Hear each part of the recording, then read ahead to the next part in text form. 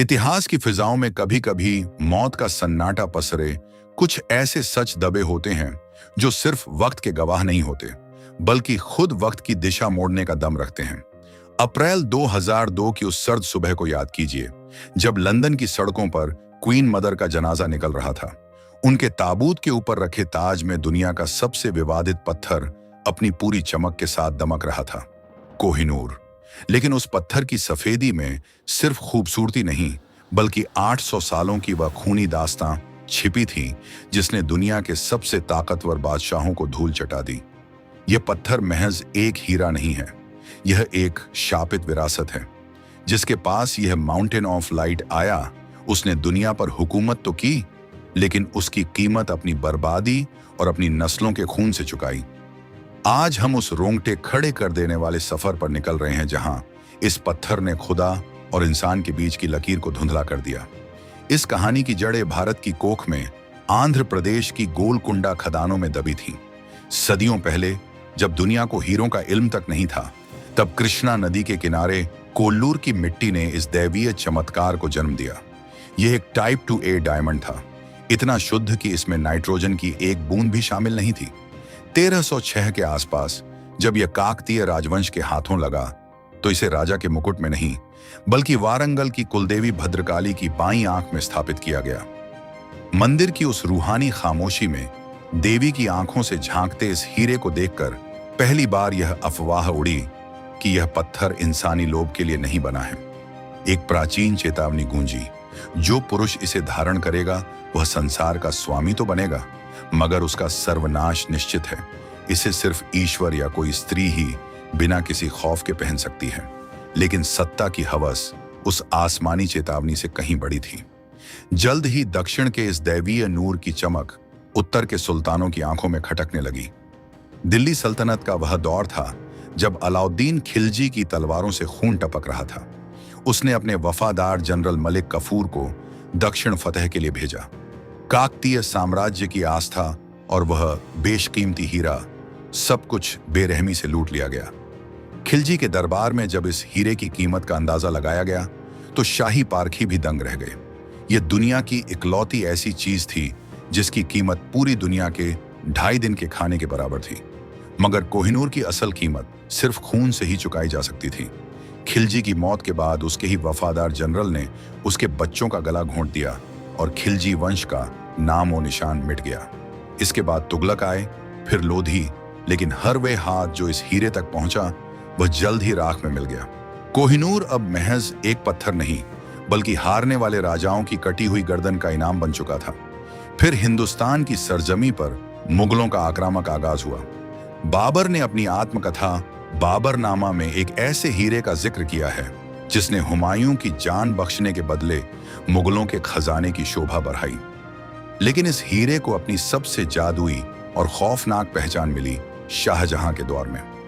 शाहजहां ने अपने तख्ते ताउस यानी पीकॉक थ्रोन को बनवाने में ताजमहल से भी दुगना धन लुटाया। इस सिंहासन के सबसे ऊंचे हिस्से में मोर की आंख के रूप में कोहिनूर को जड़ ढहा गया। इसी दौरान एक इतालवी कलाकार हॉर्टेंसियो बोर्गियो ने इसे तराशने की जुर्रत की, लेकिन उसकी एक छोटी सी चूक ने 793 कैरेट के इस पहाड़ जैसे पत्थर को काटकर महज 186 कैरेट का एक छोटा सा टुकड़ा बना दिया। शाहजहां का कहर उस कलाकार पर तो टूटा, मगर शायद वह पत्थर खुद भी नाराज हो गया था। जल्द ही शाहजहां के अपने बेटे औरंगजेब ने उसे आगरा के किले में नजरबंद कर दिया। शाहजहां अपनी आखिरी सांस तक उस तख्त से दूर रहा जिसे उसने कोहिनूर के लिए बनवाया था। 1739 की वह सुबह दिल्ली के नसीब में कयामत बनकर आई। फारस का बेदर्द लुटेरा नादिर शाह शहर की फसीलों को तोड़कर दाखिल हुआ। दिल्ली की फिजाओं में मौत का सन्नाटा था और गलियां खून से लबालब थीं। नादिर शाह ने मुगलों का सारा गुरूर, उनका तख्त एताउस और उनकी सदियों की दौलत छीन ली, मगर उसे तलाश थी उस एक हीरे की जिसे मोहम्मद शाह रंगीला ने अपनी पगड्डी में छिपा रखा था। नादिर शाह ने मक्कारी से पगड़ी बदलने की रस्म का झांसा दिया। जैसे ही पगड़ियों का तबादला हुआ, वह पत्थर फर्श पर गिरा और उसकी अलौकिक रोशनी देखकर नादिर शाह के हलक से चीख निकली, कोहिनूर यानी रोशनी का पहाड़। नादिर शाह इसे लेकर ईरान तो चला गया, लेकिन इस पत्थर का श्राप उसके पीछे पीछे गया। उसके अपने ही अंगरक्षकों ने उसकी जान ले ली और उसका साम्राज्य तिनकों की तरह बिखर गया। हीरा अब अफगानिस्तान के उन रेगिस्तानों की तरफ बढ़ चला जहां सिर्फ गद्दारी और अंधेरा उसका इंतजार कर रहे थे। अफगानिस्तान के दुर्रानी साम्राज्य के लिए कोहिनूर एक ऐसा बोझ बन गया जिसे कोई संभाल न सका। गद्दी की खूनी लड़ाई में भाइयों ने एक दूसरे की आंखों में दहकती हुई गर्म सुइयां छुभोकर उन्हें अंधा कर दिया। जमान शाह, जिसकी आंखों की रोशनी छीन ली गई थी, उसने इस हीरे को अपनी कोठरी की दीवार के प्लास्टर के पीछे छिपा दिया। आखिर में वह भगोड़ा राजा शाह शुजा अपनी जान और इस हीरे को बचाकर लाहौर की तरफ भागा। वहां उसने पंजाब के शेर महाराजा रणजीत सिंह की पनाह ली। रणजीत सिंह जानते थे कि यह पत्थर उनकी मिट्टी की विरासत है। 1813 में उन्होंने शाह शुजा से कोहिनूर हासिल किया और इसे अपने बाजूबंद पर सजाया। सिखों के शासन में कोहिनूर एक बार फिर भारत की शान बना, लेकिन नियति को कुछ और ही मंजूर था। महाराजा रणजीत सिंह ने मरते वक्त ख्वाहिश की थी कि इस हीरे को जगन्नाथपुरी मंदिर में दान कर दिया जाए, लेकिन उनके खजांची बेली राम ने इसे सिख साम्राज्य की अमानत बताकर मंदिर भेजने से रोक दिया। महाराजा की मृत्यु के बाद पंजाब के दरबार में वह श्राप फिर से जाग उठा। एक के बाद एक वारिस मारे गए। खड़क सिंह को जहर दिया गया तो नौनिहाल सिंह पर शाही दरवाजे की छत गिर गई। महज 5 साल के भीतर पंजाब का दरबार लाशों के ढेर में तब्दील हो गया और सत्ता आई एक 10 साल के मासूम बच्चे दलीप सिंह के हाथ में। 1849 में जब ब्रिटिश ईस्ट इंडिया कंपनी ने धोखे से पंजाब को हड़पा, तो उन्होंने सिर्फ जमीन नहीं छीनी, बल्कि एक बच्चे से उसका बचपन और उसकी पहचान भी छीन ली।